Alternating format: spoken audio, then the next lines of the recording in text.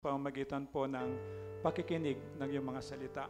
Ikaw po yung may taas po namin. Tulungan mo po kami, may baba po namin ang sarili po namin. Ito pinadalangin ko, ito pinadalangin namin sa pangalan ni Kristo. Amen. Pwede po mga bata, Sunday School.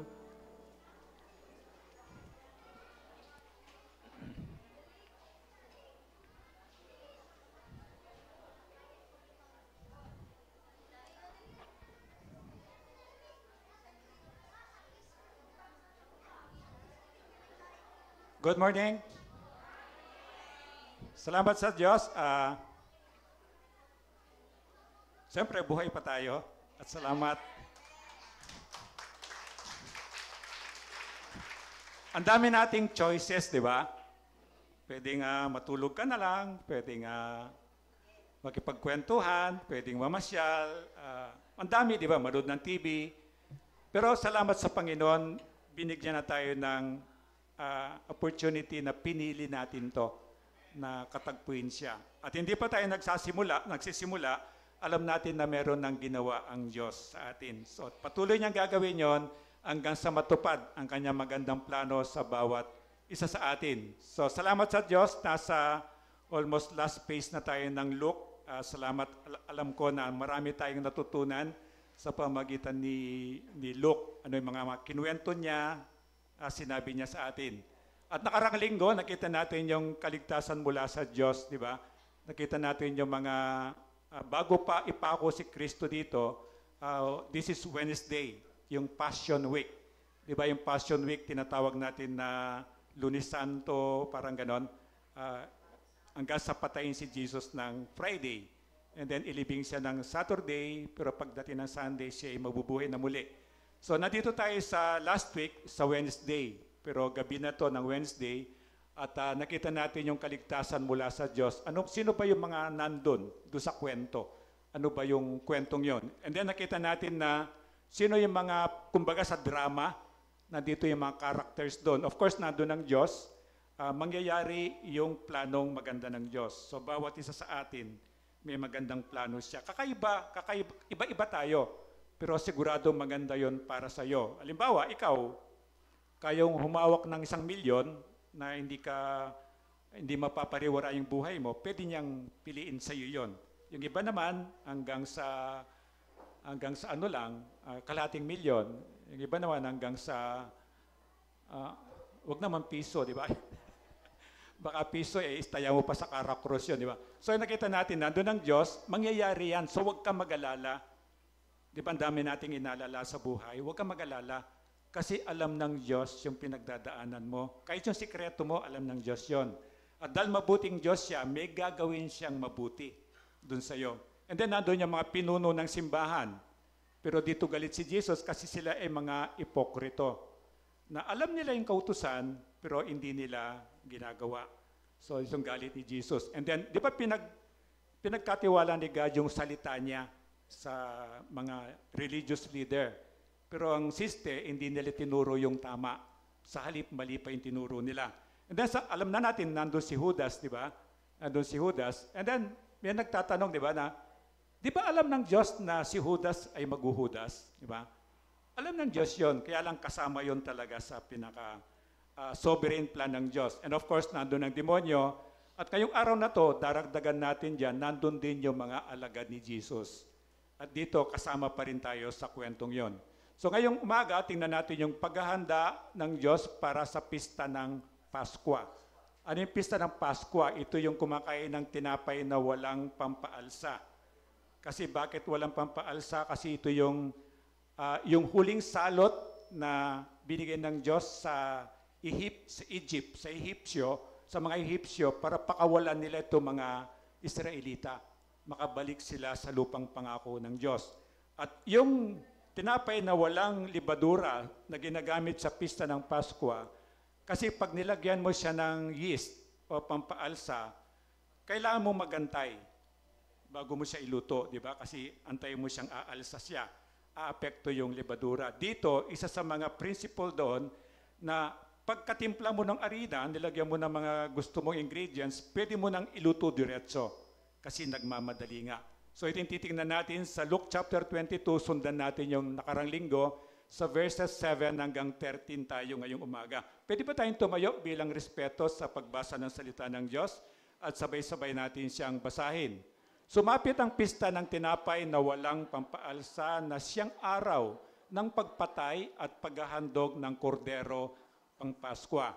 Inutusan ni Jesus sina Pedro at Juan, lumakad na kayo at ihanda ninyo ang ating hapunang pang Paskwa. Saan po ninyo nais na maganda kami? Tanong nila. Sumagot si Jesus, pumunta kayo sa lungsod. May masasalubong kayong lalaki na may dalang isang banga ng tubig. Sundan ninyo siya sa bahay na kanyang papasukan.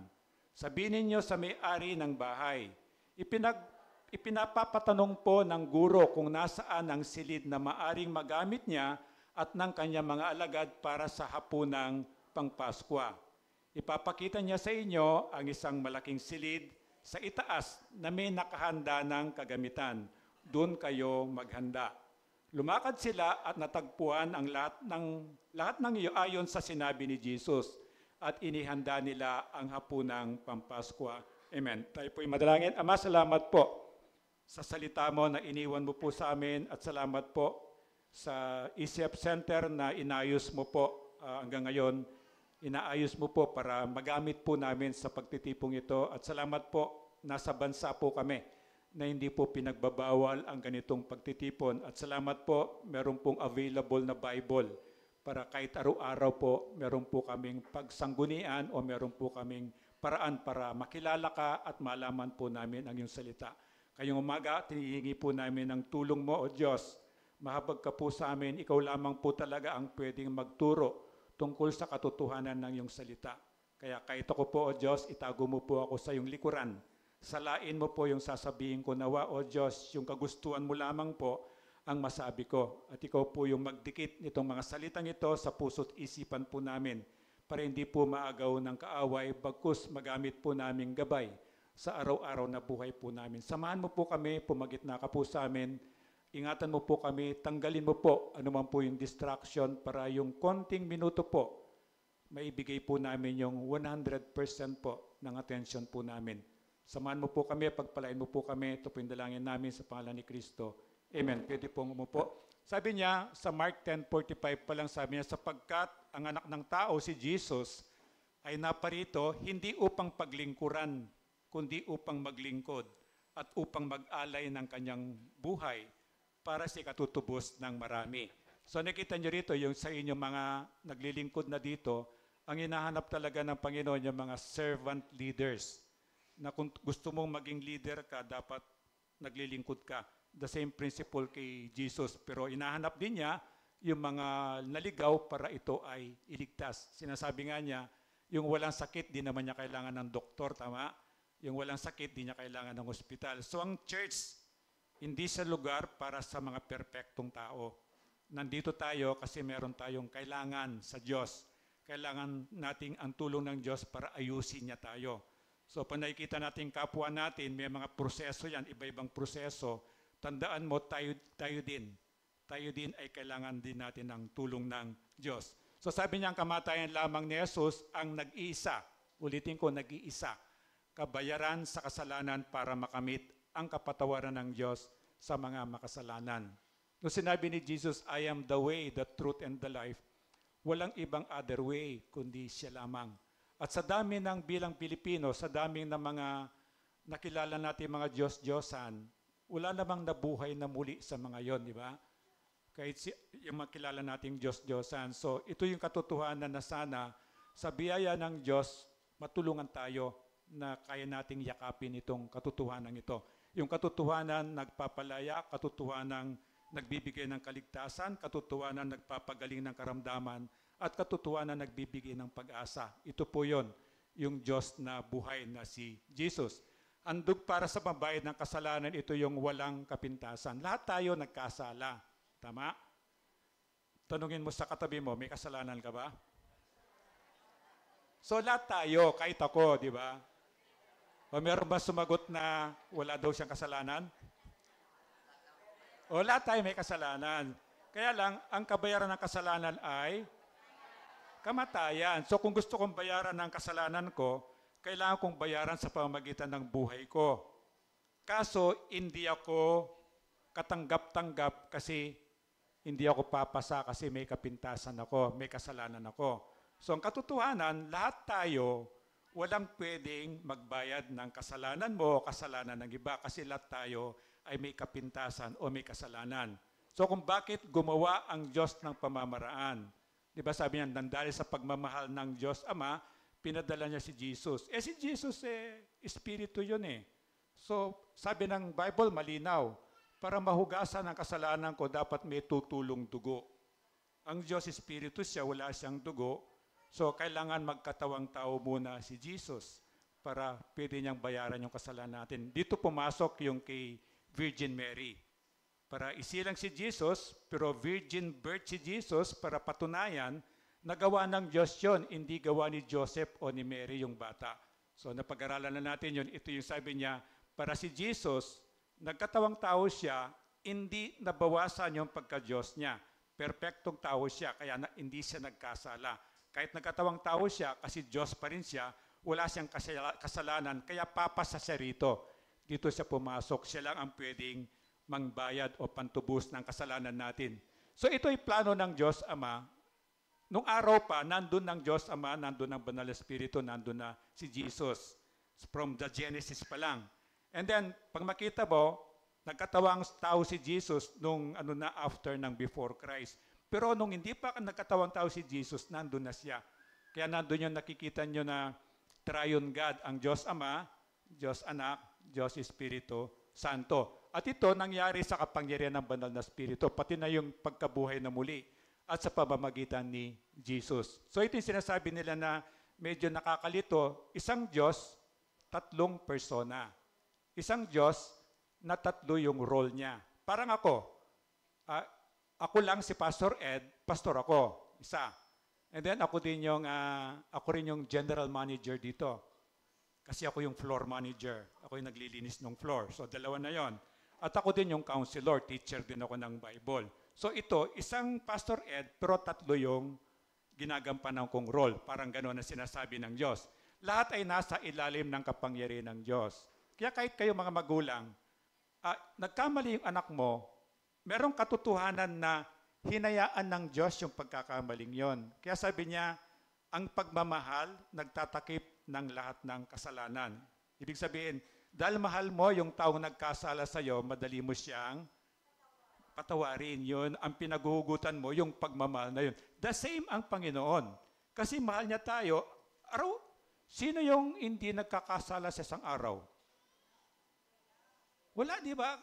Araw-araw nagkakasala tayo sa isip, sa gawa, kahit na sa salita, di ba? So yun eh. Pero dahil mahal tayo ng Diyos, hindi dahil sa kinukonsinti niya yon, pero napapatawad niya tayo kapag humingi tayo ng tawad sa Kanya.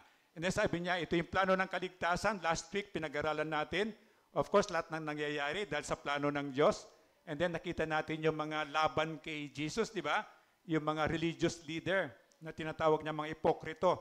Kasi lahat kinakalaban nila, sinasalungat ang gusto ni Jesus, si Judas, and of course, gawa ng demonyo. Ngayong Sunday, idaragdag natin yung mga alagad ni Jesus, pero sa ibang kasunod na verses nun. So Thursday na to, tapos na yung Wednesday.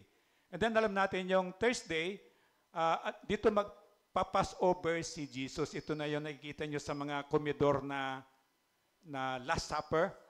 Last Supper, ito yon. Ito yung kaparte ng Passion Week, pero ito na yung Thursday, dito mag-last dinner si Jesus, and then doon sa dinner, ibubulgar niya ang pagkademonyo ni Judas, and then huling gabi niya doon sa Garden of Gethsemane, doon siya huhulihin dahil pinagkanulo siya ni Judas, di ba?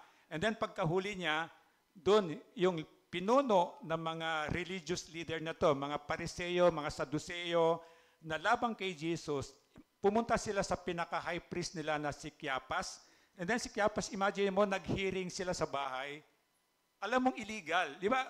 Kinabukasan dapat yun, pero nag-hearing sila doon para mangyari yung plano nila kay Jesus. Pero, hindi pwedeng mangyari yung hindi pinapahintulutan ng Diyos pa rin. So, nahuli si Jesus at kailangan niya mag-pass over ng Thursday kasi pag kinabukasan Sunday, siya yung ihahandog na bilang pangbayad ng kasalanan natin on Friday. So this is Thursday, and then ito na yung Friday, mga 3 to 6 p.m. ang culturally paghahandog nila ng mga sin offering. Ito yung magdadala ka ng baka or kambing o tupa bilang pambayad na yung kasalanan. Ang kailangan doon yung dugo. Pero yung karne, ibibigay pa rin sa iyo para kainin ninyo, pagsasaluhan ninyo. Pero yung dugo, katulad ng sinabi ng prophecy, para mabayaran ang kasalanan natin, dapat may tutulong dugo. Kasi ang dugo, simbolo ng buhay. Kasi ang kabayaran ng kasalanan ay kamatayan. So ito na yung 3 to 6 p.m. 3 p.m. si Jesus na namatay. Or depende sa season, di ba? Meron yung gabi na pero maliwanag pa. Pero dito, ang simbolo nila yung paglubog ng araw. Paglubog ng araw. And makikita natin mamaya, habang nagkakatay sila ng mga handog, gaano karami yon? Sabi ng mga historian, 2.2 million or 1.6 million ang tao that time.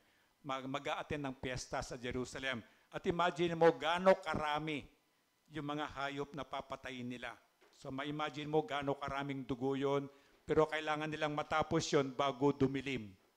Pero makikita natin mamaya ano nangyari, paano nangyari yung sinasabing ganon. And then Passover lamb ay papatayin sa kultura nila, depende doon sa kasalanan mo, kung malaki, malaking hayop, kung maliit, maliit na hayop. And then dahil merong Passover festival yon, ang isang kambing, parang ang kakain 10 tao. So kung dalawa lang kayong mag-asawa, hindi niya maubos. Dapat maubos yun eh. Dapat walang tira kinumagahan. Paano niyo ubusin yung dalawa lang kayo? Kung malaki pa yung kambing. So yung kapitbahay mo, pwede niyong paghatian yon. Pero ang utos ng Diyos, uubusin niyo yon, walang ititira sa umaga. Kasi nga, yun ang simbolo ng aalis sila sa Ehipto at babalik sila ng Diyos sa lupang pangako. At dito pinatay ang pinakahuling handog, pambayad sa kasalanan, na si Jesus. At wala nang papataying Jesus muli. So mag-ingat kayo sa mga katuruan. Sabi ni Jesus, it is finished, tapos na. Wala nang isusulat na Bible, wala nang prophesy na magpo-prophesy. Ito yung delikado ngayong generation natin. Tapos na. Tapos na yung pinasulat ni Jesus. 66 books sa Bible, nandito na lahat. It's a complete manual ng buhay natin. So ito yung sinasabi niya na for once and for all, babayaran ni Jesus yung kasalanan natin. Hindi na kailangan ng mga tupa o kambing. Paano kung wala pa si Jesus? Halimbawa, nandun tayo sa 1 BC. Magdadala ka ng, ano kaya ang dala ni Dale? Kambing, tupa. Ikaw, ano kaya ang dala mo? Hindi ako pwede nakagat ito kasi kakatayin ko yun, paduduguin ko yun. Hindi puro dugo tayo dito, diba? Pero dahil sa kabutihan ng Diyos, siya na yung nagbayad ng yon. At ang kulang na lang, ikaw o ako, maniniwala ka ba sa sinasabi ni Jesus na ako yung daan, ako yung katotohanan, ako yung buhay. Wala makapunta sa langit kundi sa pamamagitan ko. Malinaw yon, buong Bible, makikita mo yung from Genesis to Revelation. Makikita mo yan lahat. Kaya nga, walang shortcut. Para malaman mo, makilala mo si Jesus, mahalin mo siya, go back to the basic. Anong basic? You read your Bible. Araw-araw yon. Kung paano kang kumakain ng kanin, dapat kakain ka ng salita ng Diyos. Ito yung spiritual na pagkain mo. Kaya sabi niya sa Matthew 26:18, sabay-sabay nating basahin. Sumagot si Jesus, puntahan ninyo sa lungsod ang isang tao at sabihin ninyo sa kanya, ipinapasabi po ng guro na sumapit na ang kanyang oras. Siya at ang mga lagad niya ay sa bahay ninyo kakanin ang hapunang pangpaskwa. So ito yung, from the beginning, pinagtatangkang patayin si Jesus, di ba? Pero hindi pwede mangyari yun kasi hindi pa dumating yun, takdang, sumapit yung kanyang oras. So the same sa atin. The same sa atin. Marami sa inyo na Kristiyano na kayo. Marami sa inyo na ligtas na kayo. Sigurado kayo. Kasi pinagsisihan mo yung kasalanan mo, isinuko mo yung buhay mo kay Jesus, at patuloy kang nagpapasakop sa Panginoon para baguhin Kanya. Pero marami pa rin mga kamag-anak natin, hindi pa rin, di ba? So ginagawa mo lahat para rin sila ay maligtas din. Kasi nililigtas tayo para kaparusahan, kasi ang kaligtasan, kaparusahan sa impyerno, doon tayo nililigtas. Yung naliligaw, hindi nila makita yung daan, ito yung purpose ni Jesus, para iligtas sila kasi mapapahamak sa impyerno. Kaya lang, tatandaan mo parati, baka hindi pa sumapit sa Kanya ang oras. So mahalin mo lang tong taong to. Magulang mo man yan, kamag-anak mo yan, mahalin mo lang siya. Later, pag dumating yung time na yon, ang Diyos kasi ang magliligtas sa Kanya. Siya ang kakausap sa Kanya. Lahat ay kumikilos para sa katuparan ng layunin ng Diyos. Parang dito. Alam niyo ba dito, ang daming kumilos na tao para lang bago mangyari ito. Isang linggong preparation yan, may namamalengke, may nagluluto, may naglilinis, may nagpaplansa, may nagugas. Ang dami niyan. Gabi-gabi may nagpipray niya para lang mangyari itong Sunday na to. Ito yon. Dito sa kwento natin, the same. Para mangyari yung plano ng Diyos, maraming pamamaraan at hindi yun abot ng kaisipan natin. Ang pinakagusto lang ng Diyos yung kapakumbabaan. Panginoon, kahit hindi ko po naintindihan, nagtitiwala, naniniwala po ako sa iyo kasi Diyos ka. Diyos ka, hindi ka magsasabi ng mali. Kaya sabi niya sa unang Korinto 5:7, sabay-sabay nating basahin, alisin ninyo ang lumang pampaalsa, ang kasalanan, upang kayo'y maging malinis. Sa gayon, matutulad kayo sa isang bagong masa na walang pampaalsa. At talaga namang ganyan kayo, sapagkat naihandog na ang ating konderong pampaskwa ng walang iba kundi si Jesus. So dito palang malinaw, ang kabayaran ng kasalanan natin is si Jesus. Walang ibang pamamaraan. Kahit na tayo, kahit na pilitin mong magpakabuti, magpakabanal araw-araw, hindi mo kaya. Kasi para gawin mo yon, pinag-usapan na natin, kailangan mo maging perfecto everyday. At imposible, tama? Imposible sa isang araw, sabihin mo sa isang araw, wala kang kasalanan, paano bukas?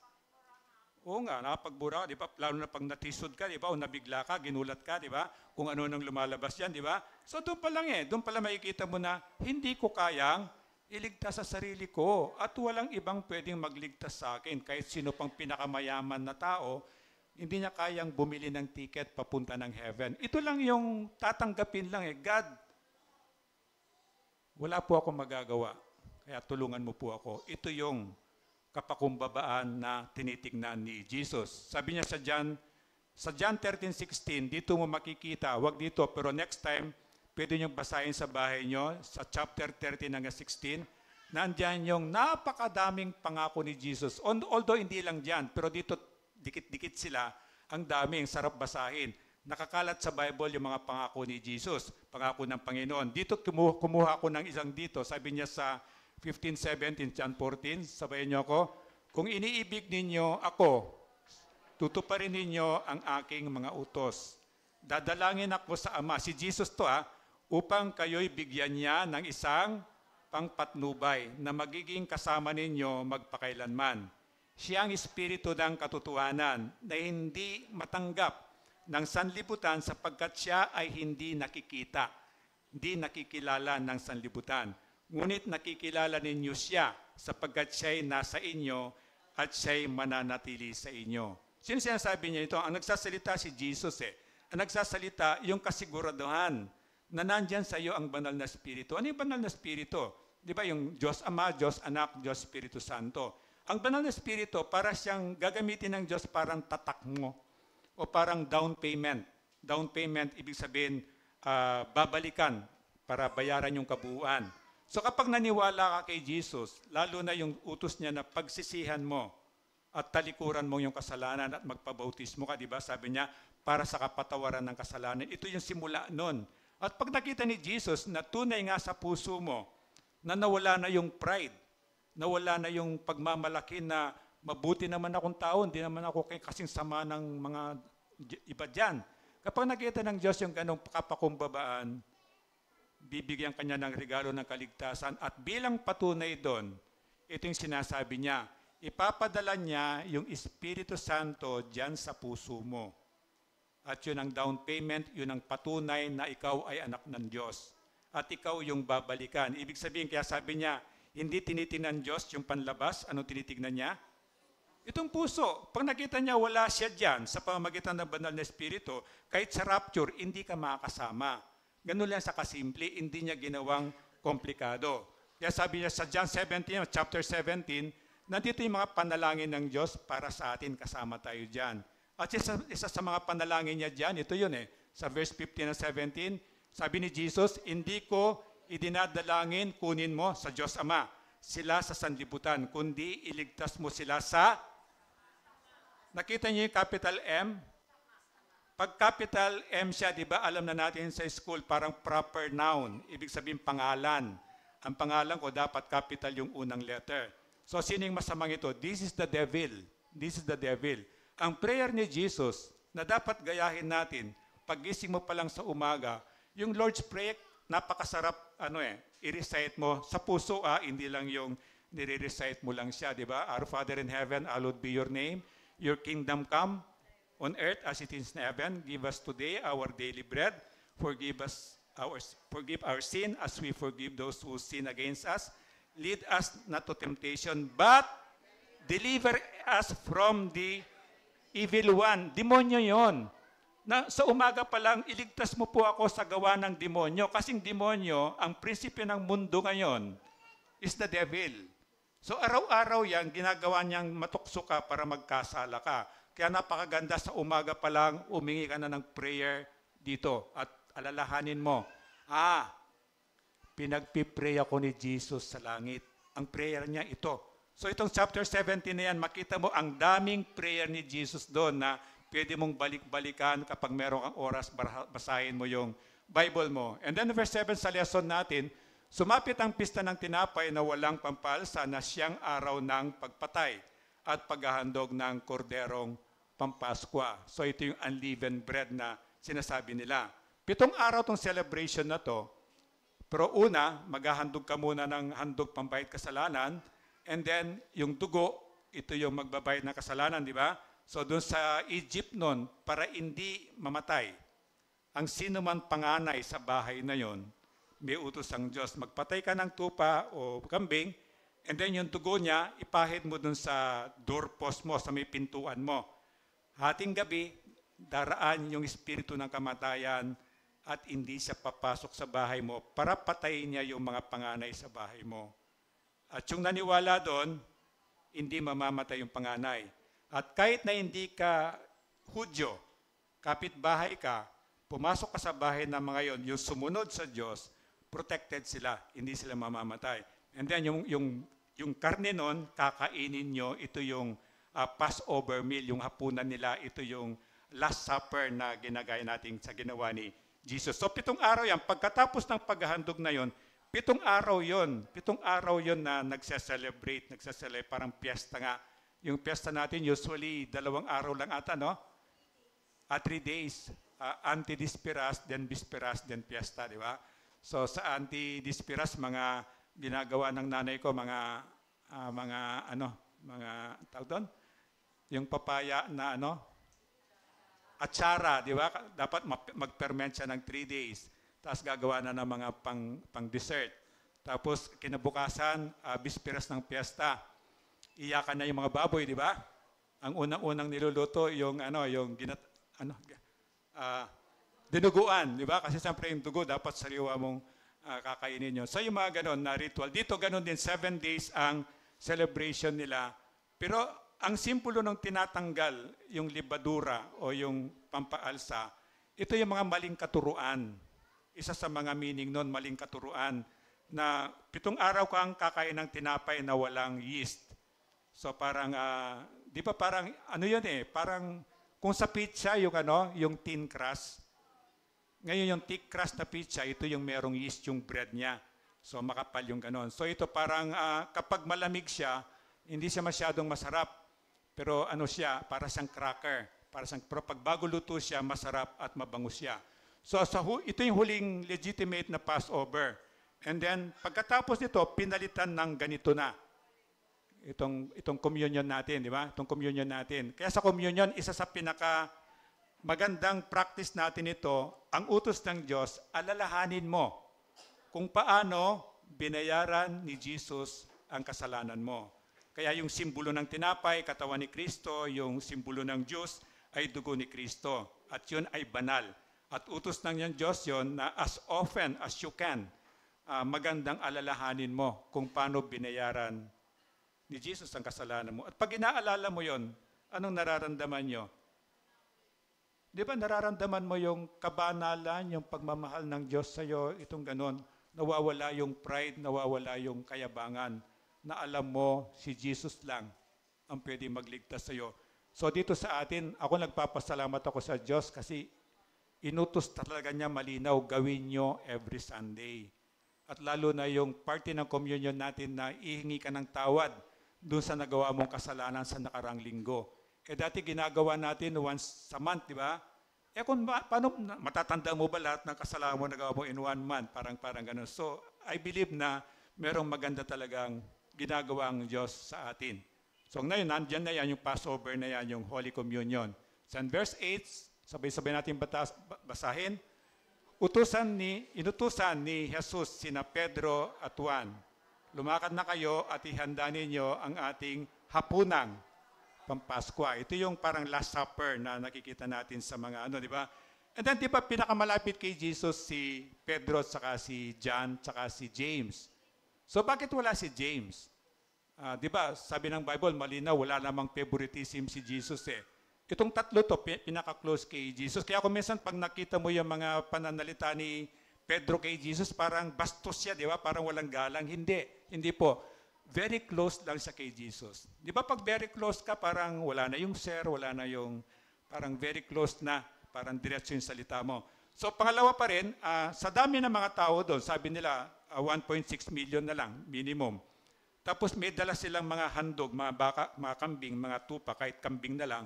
Gaano karami yon? So to cut down, 2 tao lang ang papasok sa temple kasi hindi sila magkakasya doon sa temple court kasi doon nila ipapatingin sa pari na wala bang kapintasan itong dala kong handog para pambayad ng kasalanan. Pag may kapintasan, reject ka. Hindi nila kukunin, hanap ka uli. So kung bakit dito pumasok yung mga magnanakaw na sinasabi ni Jesus, doon sa temple courts, bibili ka na lang doon. At pag bibili ka, dahil nga tawag ni Jesus, magnanakaw sila, masyadong mahal. Tapos dahil sa pari yun, sa high priest nila, kay Kiapas yun, so mga Saduceo ang nagninegosyo doon. Siyempre sa boss nila yon, kahit pilay pa yon, pasado na.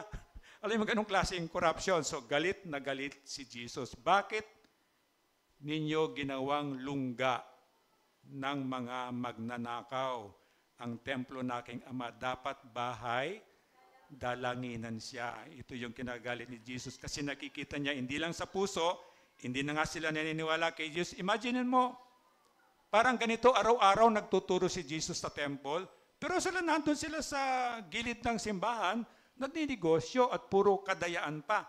At may imagine mo yung ingay ng mga unga ng mga baka, mga tupa, mga kambing, di ba? So dito si Jesus nagtitiis siya, pero dumating yung time na galit talaga siya, pinagtutumba niya. Ito mga negosyo, sabi, hindi nyo nirespeto na ginawa nyong lungga na magnanakaw itong bahay ng aking Ama. And then ito yung sinabi ni Jesus, ihandaan ninyo, nandun yung siyempre panghandog nila, kukunin dadalhin sa pari, kukunin yung dugo bilang handog pambayad kasalanan. Yung karne noon, ibibigay pa rin kila Peter and John, para yun ang iahandaan nilang panghapunan. That bitter herbs, yun ang kasama sa diet ng and then yung caroset na to, ito yung caroset na yan, napakasarap niyan, na ang pinaghalo yan ng ng apple, ng yung parang granada, ang tawag natin, granada. Yung parating buto sa loob. Yun, yon, dinidikdik yon, tapos apple, tapos gagawin mo siyang paste, pwede mo siyang gawing dip. Siyempre meron siyang olive oil. Napakasarap po talaga at napakamasustansya. At ang tinapay mo, ito yung unleavened bread. And then makita mo merong doon, cinnamon stick. Ano yung cinnamon stick?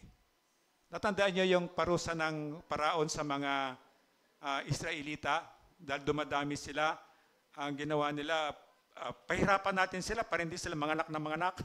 So yung ginagawa nilang bricks, tanggalin nyo yung dayami. Parang dayami, para maganap sila ng dayami, pero yung kota nila na gagawing bricks, the same din, parehas pa rin. So makita mo, nagreklamo ng mga Israelita, sabi kay Moses, Moses sabi niya, akala ko ba tutulungan mo po kami, pero lalo mo kaming pinahirapan. So ito yung simbolo ng cinnamon stick na yon. So nandyan yan. And then mangkok ng tubig na may asin. Anong simbolo ng mangkok na tubig na may asin? Ito yung pagtangis nila.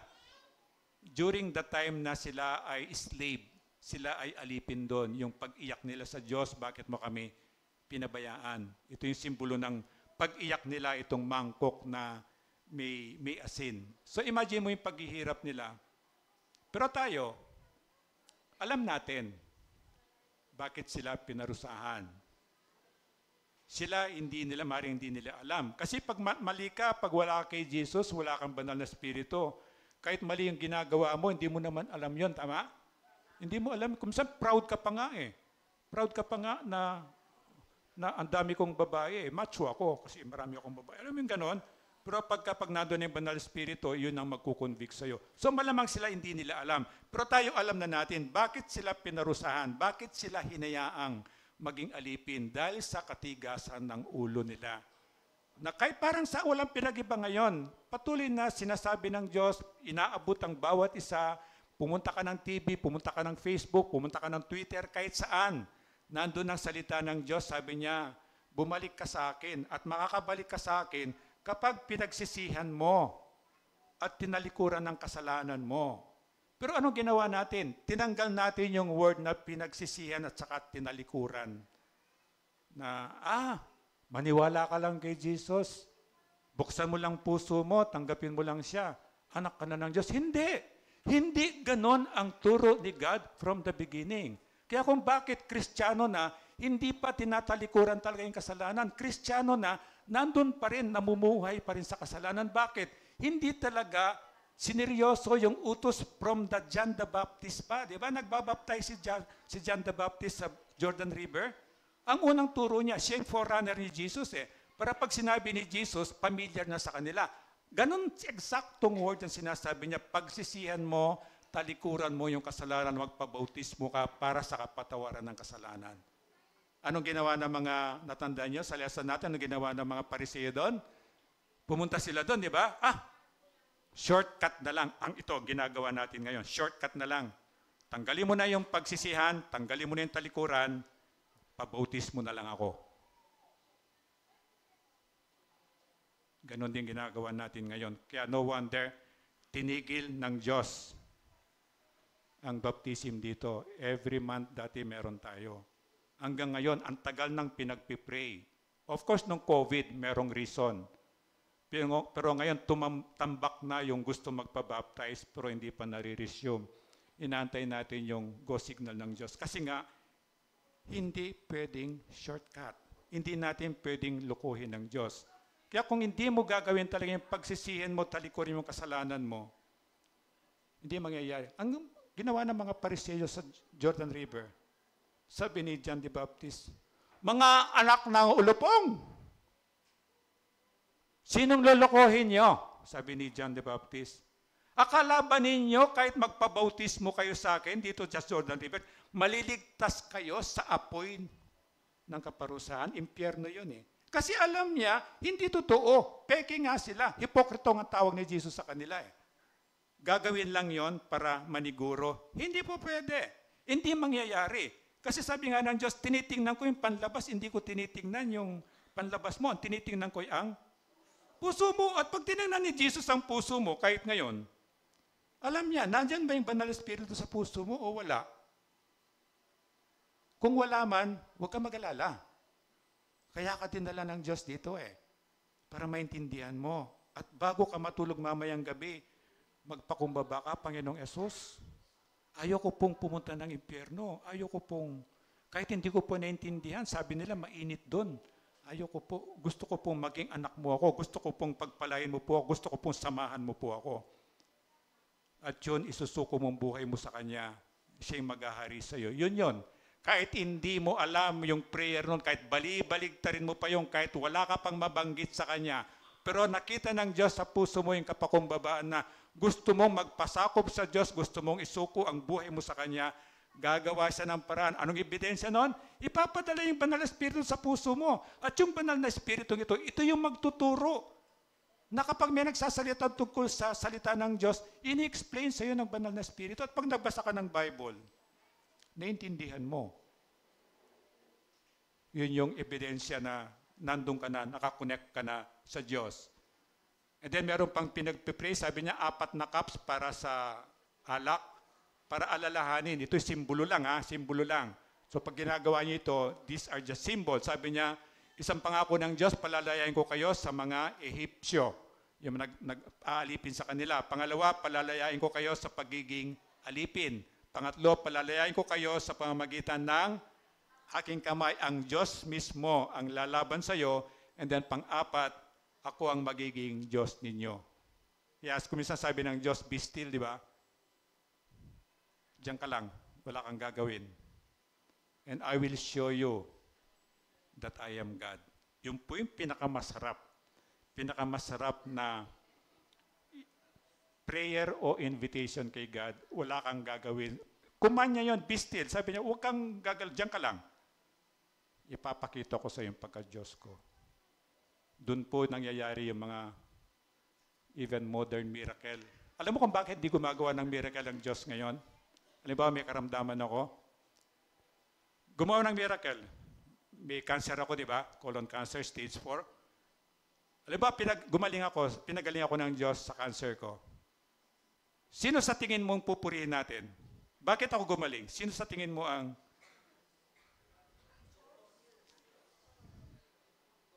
Hindi Diyos In most cases, hindi Diyos. Sasabihin ko, magaling yung doktor ko. Magaling yung gamot na tinik ko. Naging disiplinado ako. Malamang yun. No wonder, bihira nang gumawa ang miracle ang Diyos kayo. Remember from the beginning, gumagawa siya ng miracle para hindi maligtas ang tao. Gumagawa siya ng miracle para maniwala ka na siya ay Diyos. Yun ang simula nun. Para maniwala ka, siya ang Diyos. Kaya ngayon, gagawa siya ng miracle kapag ginawa mo yon. Sabi niya, be still. Wala kang gagawin, Papakita ko yung pagka-Diyos ko sa iyo. Yun. Siyempre, saan mo ibibigay yung credit? Wala kang ginawa Di ba? Wala kang ginawa bigla kang gumaling. Kanino po ibibigay ang credit? Walang kaagaw ang Diyos. Yun ang gusto niya. Halimbawa, wala kang pera. Kailangan mo talaga ng pera. Talagang pinapawisan ka na ng butil-butil kasi kailangan mo yung pera. Parang ASAP, kailangan mo ng pera. Di ba? Pero sabi ng Diyos, be still. Papakita ko ang pagka-Diyos ko sa iyo. Madali ba? Mahirap. Isang text lang Di ba? Isang text lang. Uy, pwede mo ba akong pahiramin? Kahit na 5-6. Di ba? Abangan mo lang yung Bombay dyan sa baba. Gustong-gusto niya. Additional customer. Di ba? Ito yun Mahirap nasasabihin ng Diyos. Mahirap sundin mo. Sabi ng Diyos, wala kang gagawin. Cool ka lang dyan. Ako ang gagawa sa iyo. Mahirap po siya kasi lalo na ngayon. Gusto natin mabilis. Ang tatalino natin, di ba? Ang dami natin yung mga friends mo sa Facebook, 2,000 na nga, di ba? Hindi mo nga natetext lahat yun. So sabi niya, akong magiging Diyos ninyo. Hanggang ngayon, the same. Ito yung invitation ni God, kaya lang, medyo mahirap siyang sundin. Then verse 10, saan po ninyo nais na maganda kami? Tanong nila. Walang nakakaalam kasi nandun si Judas, tama? So kung prior dito, sinabi ni Jesus, doon tayo sa may doon sa 4th floor. Halimbawa, ganon. Alam na ni Judas, di ba? So sasabihin ni Judas sa mga gustong pumatay kay Jesus. So walang sinabi ni Jesus kung saan yon. At last minute na lang, punta kayo doon. So sabi niya, saan po? At kasi walang lugar, walang street, walang name of person, walang parang yung mga James Bond movie na may mga sign lang, may mga code para maintindihan mo lang.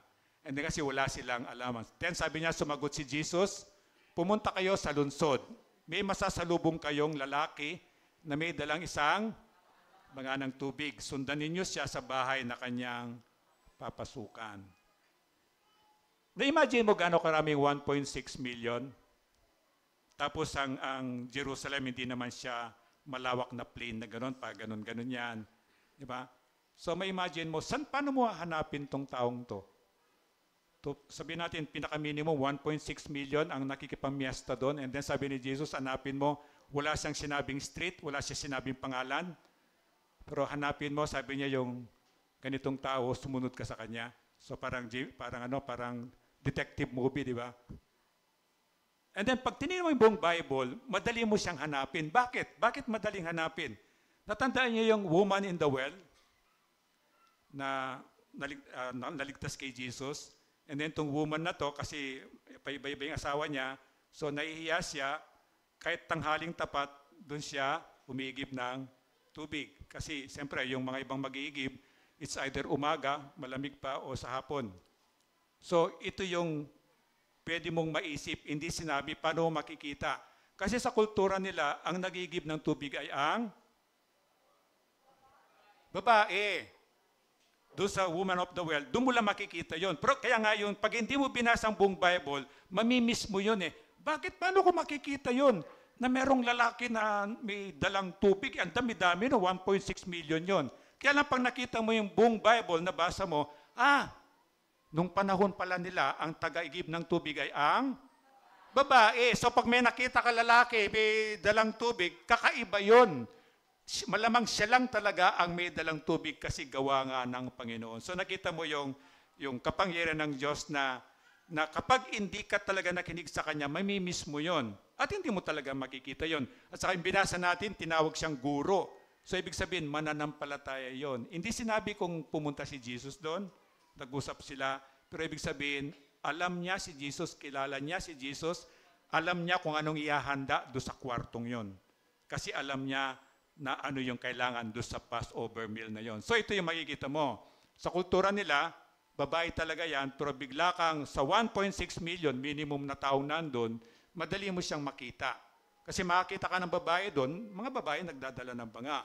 Pero isa lang yung lalaki makikita mong nagdadala ng banga ng tubig at sabi nila, huwag mong tatanungin, sumunod ka lang, di ba? Kung siya sa pupunta, sunod ka lang. So parang spy movie nga eh. Sunod ka lang, kung siya pupunta, susunod ka lang. At yun ang upper room na doon sila magse-celebrate ng Passover. Then 11, sabihin ninyo sa may-ari ng bahay, pinapatanong po ng guro kung nasaan ang silid na maaaring magamit niya at ng kanyang mga alagad para sa hapunang Pampaskwa. And then makita mo, tinawag na guro, itong lalaking ito, you can assume na siya ay mananampalataya ni Jesus. So alam niya yung mga sinabi ni Jesus, alam niya yung mga sinabi ni Jesus na mangyayari. Kaya alam niya kung paano niya ihahanda yung kwartong yon. Pero makita mo, walang binanggit sa Bible ng pangalan, ng lugar, ng anuman. Ito yung maniniwala ka na God is sovereign. Siya yung may control ng lahat hanggang ngayon. Hanggang ngayon. Parati mong alalahanin yon. Walang nangyayari na hindi pinapayagan ng Diyos. So kahit pangit yung nangyari, God allowed that to happen for a good purpose. Kasi mabuting Diyos siya. Alam mo ang resulta nun, magiging mabuti pa rin. Kasi God is good. So again, sabi niya, malamang mananampalataya yan. And 12, ipapakita niya sa inyo ang isang malaking silid sa itaas at may nakahanda ng kagamitan, doon kayo maganda. So ma-assume mo na this is Christian, alam niya kung anong kailangan doon sa Passover. Kasi kung hindi niya kilala si Jesus, hindi niya kilala kung sinong guro doon, siguro maghanda siya, halimbawa sa atin, di ba? Anong ihahanda ko? Lalagay ako ng drum, lalagay ko ng yelo, handa ako ng beer, di ba? Mga beer, yung gusto ng hard, mga gin, di ba?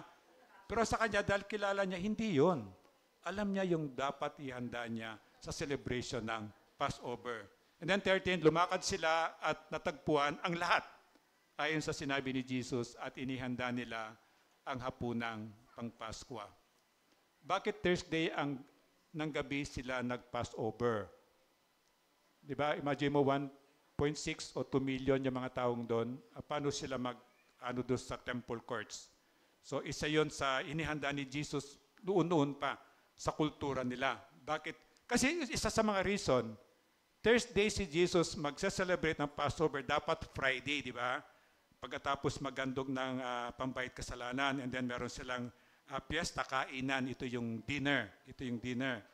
Pero si Jesus kailangan niyang gawin itong Thursday kasi siya yung papatayin ng kinabukasan ng Friday. Isa yun sa mga reason. Pero meron pa rin isang reason na gusto kong matandaan natin ngayong umaga.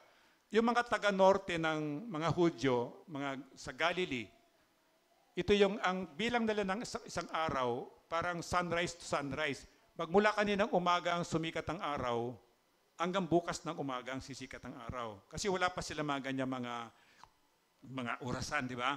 So ang pagbilang nila isang araw, 24 hours nila, yung pagsikat ng araw ngayon, kanina, hanggang pagsikat ng araw kinabukasan. Pagdating mo naman sa mga Hudyo sa Judeans, nandun yung paglubog ng araw, mamaya hanggang paglubog ng araw kinabukasan. So sa atin, ang ina-adapt natin more on sa Israel, nagsimula ang linggo nung lumubog ang araw kahapon hanggang mamayang paglubog ng araw. So ito yung medyo mas ina-adapt natin ito. So nakabuti ito. Bakit kamo? So iba-iba yung celebration nila. Hindi sila sabay-sabay doon sa temple courts. So makita mo yung kagalingan talaga ng mga strategy ni Jesus. So hindi sila sabay-sabay, yung kalahati. And makikita mo kasi dyan, this is Jerusalem, dito nila ginaganap, di ba? Nandiyan yung Judea, nandiyan yung Galilea. And then nandiyan ang north, ito yung south. Ito yung south, ito yung north. And then pag pumunta sila dito, hati. Kasi iba, yung araw nila ay sunrise to sunrise. Yung iba naman, ang araw nila, sunset to sunset. So parang nahati, which is para magkasya din doon sa temple courts. And then Friday ng 3 p.m., dito yung naka-record na namatay si Jesus, yung sinabi niyang tetelestai, bayad na lahat, and then yung last breath niya, dito na yung 7 last words na pinapractice natin sa bansa natin. And 3 p.m., ano nangyari nung 3 p.m. na yon? 3 p.m., di ba hapon, katirikan ng araw yon, di ba? Maliwanag. Ang unang nangyari doon, yung dumilim. Alam mo yung pitch dark, nakadiliman na lagay mo yung kamay mo rito, hindi mo makikita eh. So parang status quo ka, wala kang pwedeng gawin kasi sobrang dilim. And then ma-imagine mo yung nagkakatay na mga hayop sa temple. Di ba? Pinapadugo nila yon, binabalatan yon. Biglang dumilim. Nakaganon na lang yung itak niya, hindi niya kayang galawin. And then, ang purpose nun, again, para maniwala sila sa tunay na Diyos o na merong Diyos. And then, ano pa nangyari dun sa pagkamatay ni Jesus na yon? Lindol, di ba? Ang lindol na ito yung pinanggalingan ng mga zombie. Kasi sabi ng Bible na biyak yung mga puntod and then nabuhay yung mga kalansay doon, naging katawang tao. Ito yung mga zombie na version ng mga ginawang pelikula. At ito yung version din niya na nabiyak yung mga lupa sa lakas ng lindol. And then napunit ang kurtina na naghiwalay sa lugar ng Holy of Holies. Doon sa kanila, alimbawa ito yung tabernacle. Ito yung Holy of Holies, merong kurtina dito. Ang pwedeng pumunta lang dito, yung high priest. Ibig sabihin, high priest pinakabanal na sa mga tao nila. Kasi pag pumunta ka dito, na meron kang konting kasalanan, mamamatay ka. Kasi Holy of Holies, pinakabanal na lugar. So merong kurtina yan. And then, doon sa panahon nila, makikita mo yung mga damit nilang ganito, may mga bells na maliliit. Yung mga laylayan, di ba mga, parang abito, may mga bells yan. Ibig sabihin, nandyan kayo, halimbawa ako yung high priest, nandito ako. So pag kumikilos ako, gumaganon-ganon yung mga bells. Ibig sabihin, buhay pa ako. So kapag wala ka nang narinig, kaya nagkikipagtalo ako hindi man nagkipagtalo sa Bible school. Malamang may tali sa paa yun ako. Kasi pag wala ka nang naririnig, malamang patay na ako kasi may nakitang kasalanan, di ba? Paano mo kukunin doon? Mamamatay ka rin, di ba? So sabi ko, sir, sabi ko kay pastor, siguro may tali po sa paa yun para pag wala nang naririnig, hihilain na lang palabas. Napagalitan ako sa Bible school. And then sabi niya, ito yon. Nung mamatay si Jesus, itong kurtinang ito na naghihiwalay dito, napunit. Anong ibig sabihin nun? Pwede na akong dumiretso kay Jesus. Pwede na akong mangumpisal kay Jesus diretso. Dati, nakasalanan ko, di ba? Pupunta ako sa kumpisalan, kukumpisal ko yung kasalanan ko. And then sabi ni Padre, nanalangin ka na 10 Ave Maria, kung ano na yung sinasabi niya, di ba? Paglabas ko, nakalimutan ko. Hindi ka naman pwedeng bumalik kasi may nakapila, di ba? So ito yun eh. Pero dito, because of Jesus, because of the death of Jesus, diretso ka na. Wala ka nang, kaya pag nanalangin ka kahit nasa kwarto ka, Panginoong Yesus, Ama kong Diyos na sa langit. Lahat ng sasabihin mo. Pero at the end ng panalangin mo, ano sasabihin mo? Lahat po ito pinapanalangin ko sa pangalan ni, kasi malinaw, sinabi ni Jesus, hindi pinapakinggan ang panalangin mo kasi hindi mo ipinapanalangin sa pangalan ko. So, laban ng pangalan, okay lang, tawagin mo God the Father, so, simula yun, pero pag the end ng prayer mo, lahat po ito dinadalangin ko sa pangalan ni Kristo at sasagutin niya yon. Ito yung napunit na kartin. Pwede ka nang dumiretso, hindi lang yung high priest ang pwedeng pumunta sa Holy of Holies. And then, ang tunay na kordero, si Jesus, ito na yung pinatay. Once and for all, minsan lang, wala nang papataying Jesus muli. Wala nang ipapako. Tapos na. So, tapos na yung Bible, wala nang isusulat muli, wala nang mga bagong propesiya, wala nang mga ganon. It's done. Sabi ni Jesus, Tetelestai, it is finished. Bayad na. Tapos na.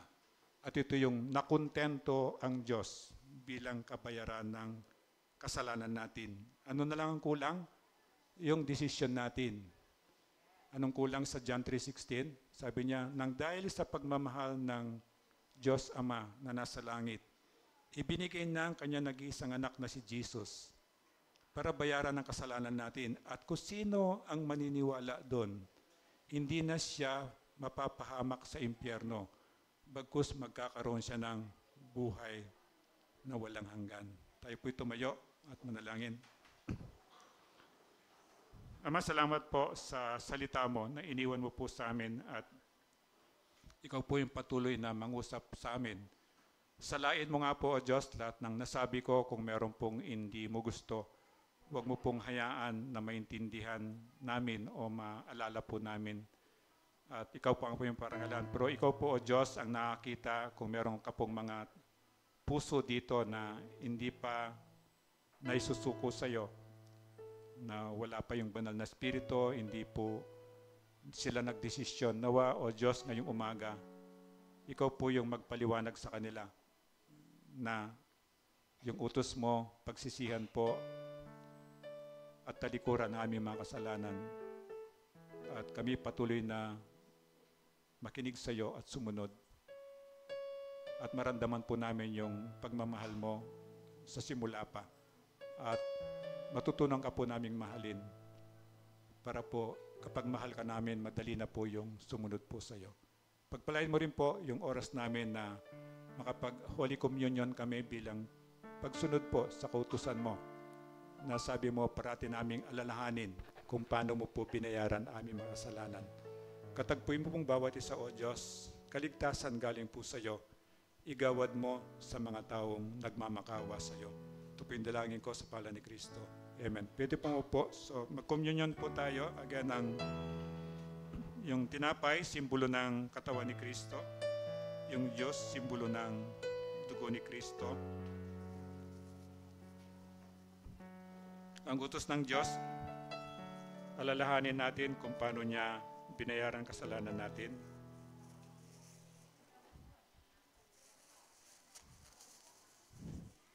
At ang pinakamagandang component din niya, yung pagkakataon para hingi mo ng tawad yung mga kasalanan na hindi pa natin na hingi ng tawad sa Diyos.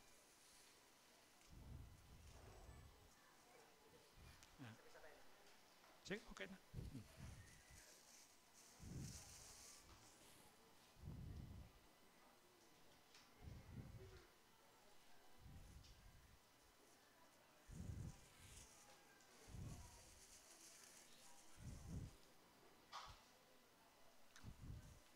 Diyos ka na lang dyan.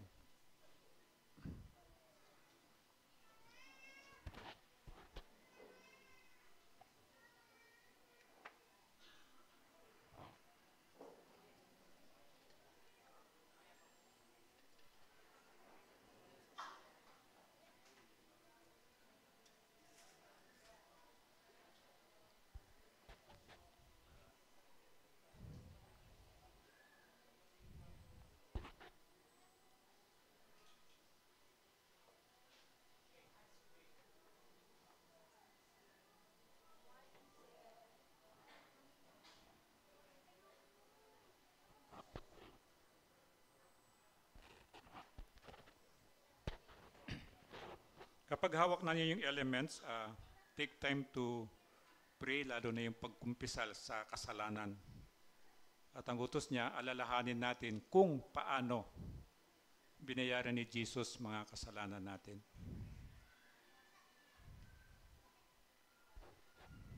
Pag nalampasan kayo ng aser, pwede niyong taas kamay para balikan kayo.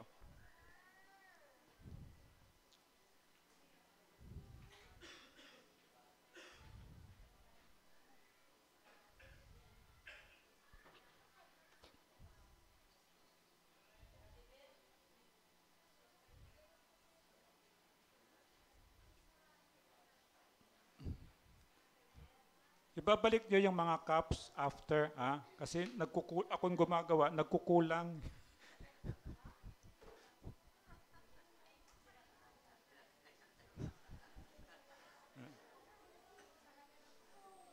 Kasi pag hindi niyo binabalik, lalagay ko ng deposit yan.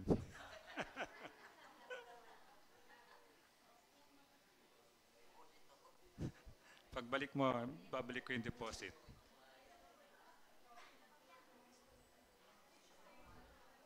Sabay-sabay tayo. Sabay-sabay. Hawakan niyo muna, tapos alalahanin mo kung paano binayaran ni Jesus kasalanan mo.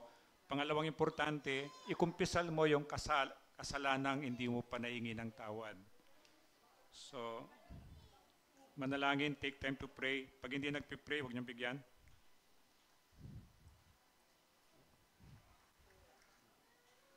Mga bata.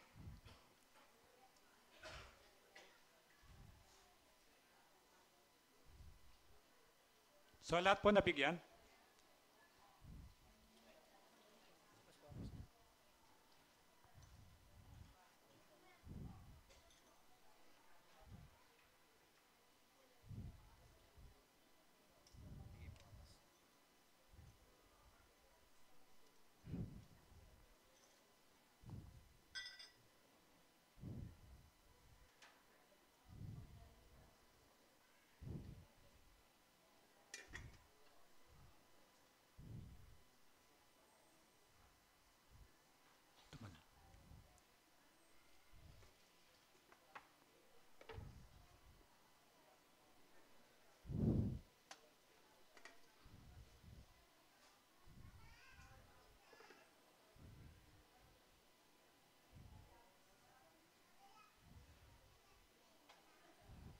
Pakitaas po yung tinapay at sumunod kayo sa akin.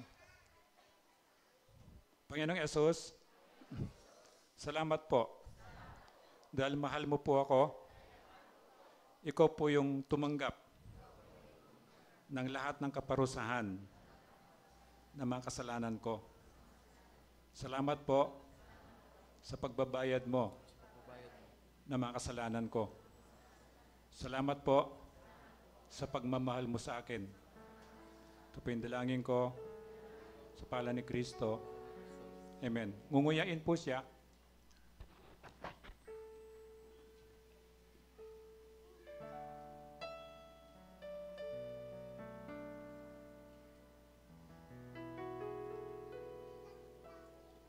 Pwede pong pakitaas yung cup. Panginoong Yesus, salamat po sa dugo mo. Hindi lang po nagbayad, naghugas ng mga kasalanan ko, kundi nilinis mo po ako sa lahat ng karumihan.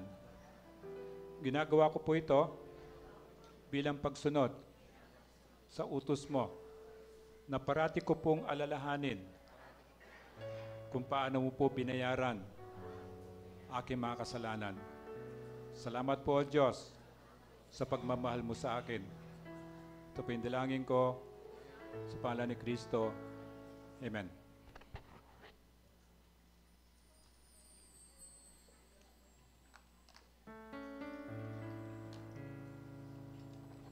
Salamat din sa Panginoon sa pagkakataon may balik natin sa Kanya ang portion ng pagpapala niya sa atin sa pamamagitan ng ating mga tithes and offering. Sabi niya sa Proverbs 3:9 hanggang 10, parangalan mo si Yahweh sa pamamagitan ng iyong mga kayamanan, at mula sa iyong mga pinakamainam na ani, siya ay iyong handugan. Sa gayon, kamalig mo ay lagi nang aapaw, sisidlan ng inumin, ay hindi nga matutuyaan.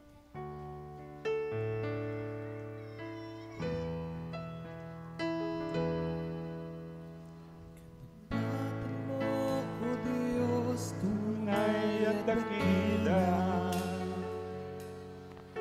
ang pag-ibig mo'y wagas at walang kapantay sa aming puso, sa aming buhay, papuri pagsambay,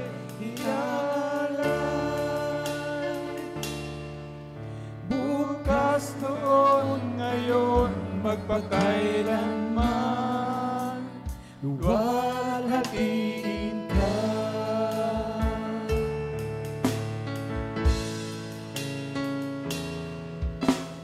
Katapatan mo, O Diyos, tunay at dakila. Ang pag-ibig mo'y wagas at walang kapantay sa aming puso, sa aming buhay, papuri't pagsambay, iaalay. Bukas, noon, ngayon, magpakailanman, luwalhatiin ka.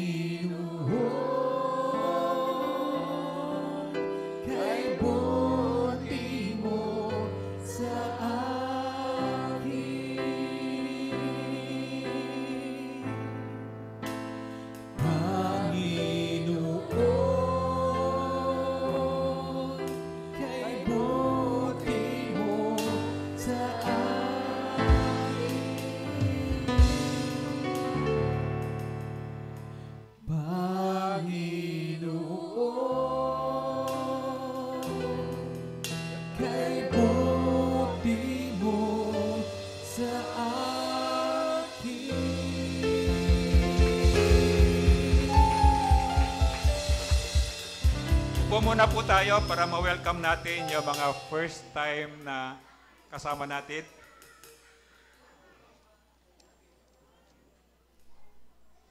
Si Alberto Angeles Jr. Patayo kapatid para makantahan ka namin at ma-welcome si Susan Ramirez. Susan Ramirez, si Altea.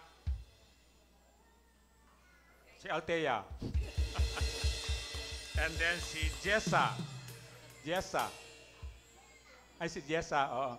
So kakanta namin kayo at tapos sana next Sunday, balik kayo rito, sama-sama tayong magpuri sa Panginoon.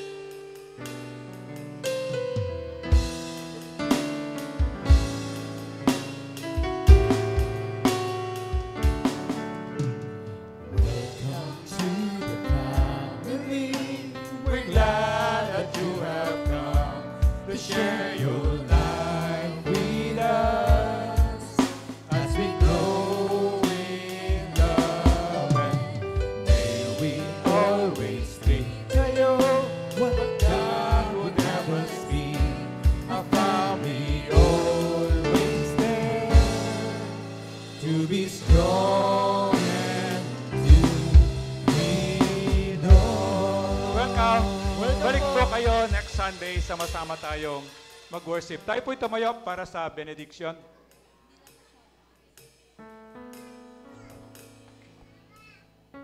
Pag-Jesus po sa mga bata, mananalangin, nakaganon kamay.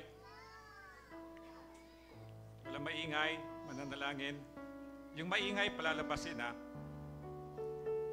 Ama, salamat po. Pagpapalang galing po sa iyo, O Diyos, ibinabahagi ko po sa lahat ng tao nandito ngayon, pati na po yung kasabay namin sa live streaming o sa YouTube man, O Diyos. Kami pong lahat, abutin mo po kami na yung mapagpalang kamay, wala ka pong lalampasan. Salamat po sa iyong pag-ibig, tupindalangin ko, tupindalangin namin sa pangalan ni Kristo.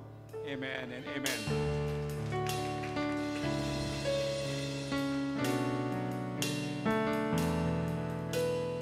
Lord, I stand in the midst of the multitude of those from every tribe and tongue.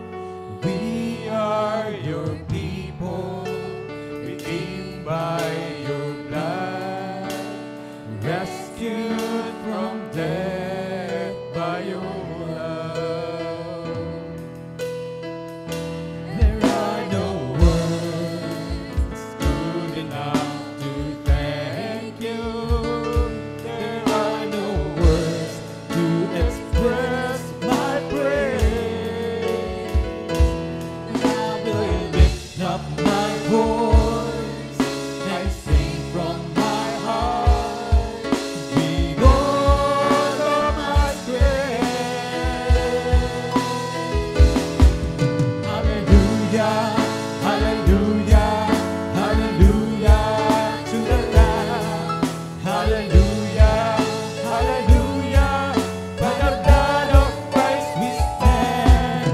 Every tongue, every tribe, every people, every land, giving glory, giving honor, giving praise unto the Lamb of God.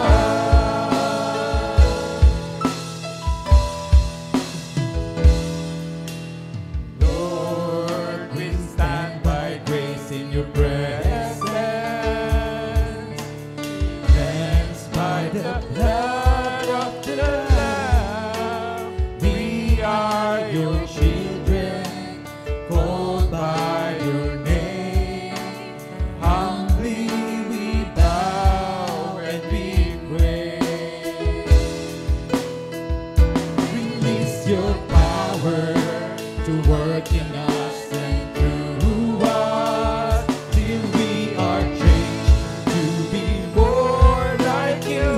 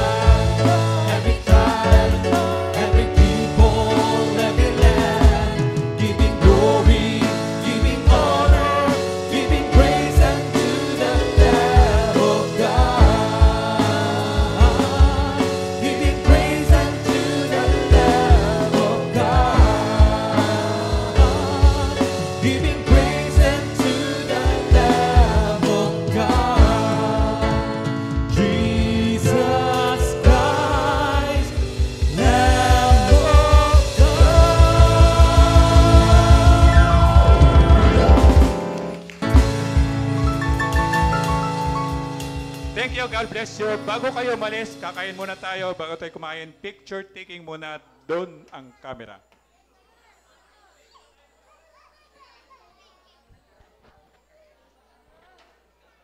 Yung maliit sa harap.